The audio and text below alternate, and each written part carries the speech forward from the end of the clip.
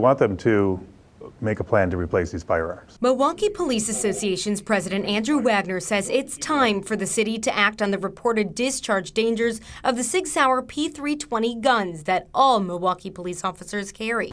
12 News Investigates has learned the weapons fired from officers' holsters without anyone pulling the trigger 3 times since 2020. Wagner said the unpredictable misfires prompted some officers to avoid keeping a round in the chamber. If an officer doesn't around the chamber, most likely their life would be in peril by the time they racked a round into that chamber.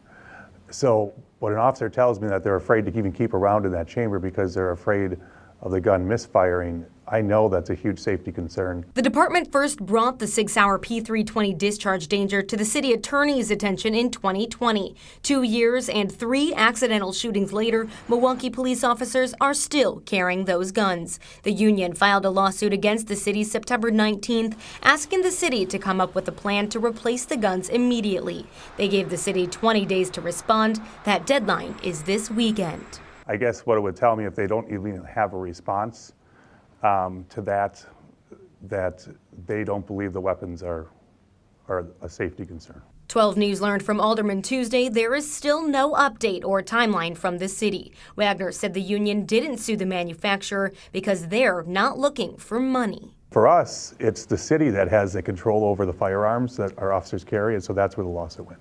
Should the city look into suing the manufacturer? Yes, they should. Courtney Sisk, WISN 12 News.